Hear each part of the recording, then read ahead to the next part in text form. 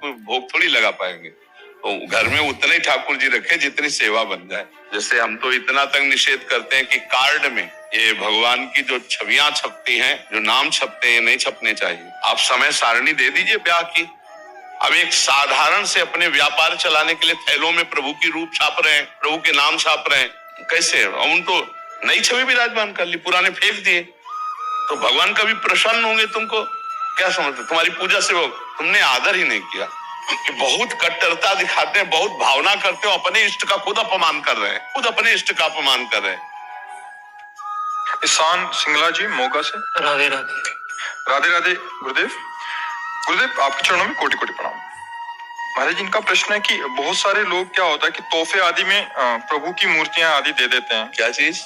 तोहफा जब देते हैं, बर्थडे गिफ्ट है, भेंट के उसमें, तो अभी तो घर में तो एक ही विराजमान कर सकते हैं। अभी पता लगा कुछ दिन में 10-15 हो गई। नहीं लेना चाहिए, हम नहीं लेते। वो तो पूरा पैक करके देते हैं। नहीं, हमने नहीं चाहिए। हम पूछते हैं जैसे कोई कुछ क्या है, नहीं चाहिए हमें। हमारे सेब में विराजमान है, हम इनको किसको देंगे?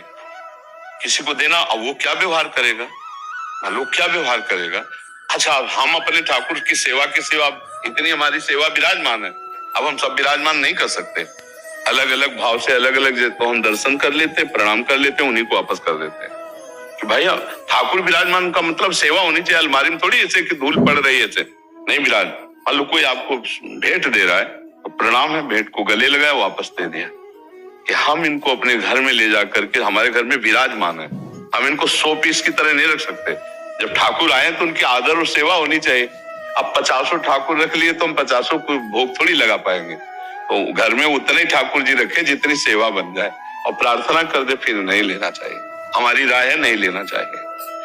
वैसे मतलब ये भेंट देनी भी नहीं चाहिए, नहीं देनी चाहिए। जैसे हम तो इतना तक निषेध करते हैं कि कार्ड में ये भगवान की जो छवियां छपती हैं, जो नाम छपते हैं, नहीं छपने चाहिए। आप समय सारणी दे दीजिए ब्याह की, और उत्तम से उत्तम कार्ड बना, उसमें फूल बना दीजिए, उसमें और भी ब्याह के स्वरूप दूल्हा दुल्हन बनाकर जयमाला पहनाते, ऐसे कर दो। अब आप प्रिया प्रीतम बना दिए, राधा कृष्ण बना दिए, भगवान शिव पार्वती बना दिए। अब वो तो आदमी निमंत्रण कार्ड की तरह, और इसके बाद फिर वो फेंक दिया जाता है ना दृष्टि। अब वो प्रिया प्रीतम बने, राधा कृष्ण बने या शिव पार्वती बने, वही हम मंदिर में विराजमान को, वही हमारे, यही तो हमारी बुद्धि भ्रष्ट का होने का कारण है। अब एक साधारण से अपने व्यापार चलाने के लिए थैलों में प्रभु की रूप छाप रहे हैं, प्रभु के नाम छाप रहे हैं। अब जिस हम नाम की उपासना करते हैं, उसी नाम को तमाकू में छाप रहे हैं। अब वो जो पैक फुटपाथ में जाएगा, पैर पड़ेगा, तो जो कंपनी वाला है उसकी दुर्गति होगी, क्योंकि उस नाम और रूप तो अपमानित कर रहा है मात्र कुछ चंद रुपए के लिए। तभी फैक्ट्रियों में बड़े बड़े हानि और नुकसान और सब आतंक मचते हैं। बहुत होश में रहना चाहिए। पैसा कमाने के लिए बहुत से उपाय है, भगवान के रूप नाम का सहारा लेकर उन पैसा मत कमाओ। पैसा कमाने के लिए आपके लिए बहुत से सामग्री है भाई, अच्छी से अच्छी वस्तु बेचिए, आप उसमें भगवान नाम क्यों लिख देते हैं, भगवान का रूप क्यों छाप देते हैं?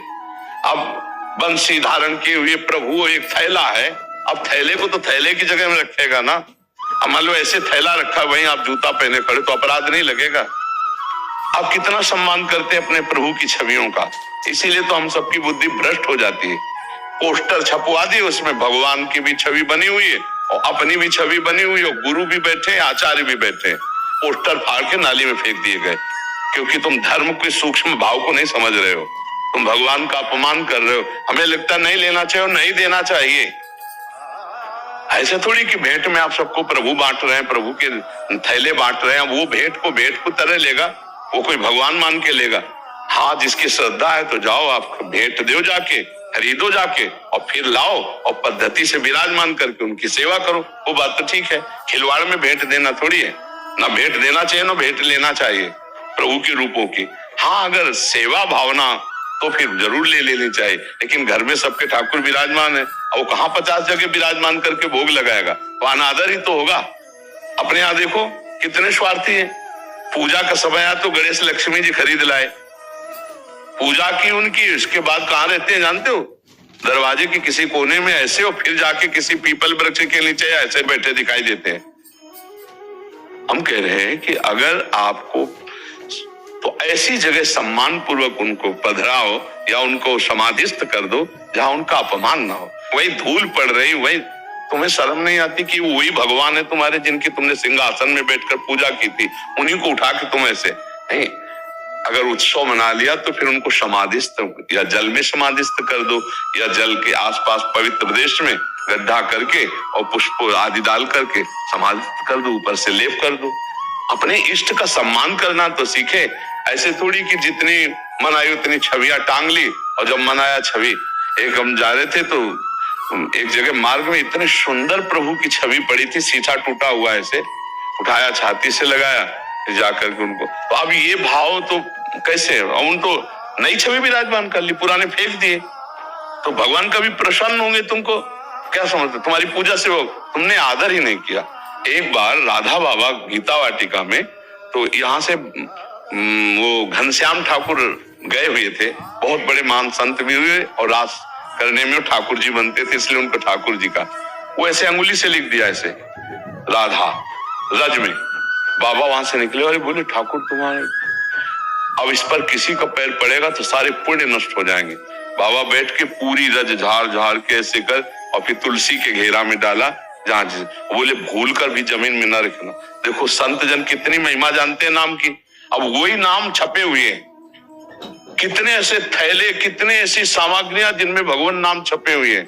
अब वो सब ऐसे कैसे, यही हम देखते हैं फाड़ करके नालियों में फेंक दिए जाते हैं भगवान के नाम, भगवान के रूप। ये सब अपराध है, ऐसा नहीं करना चाहिए, क्योंकि ऐसे करने से बुद्धि भ्रष्ट हो जाती है, सुंदर भक्ति नहीं आती।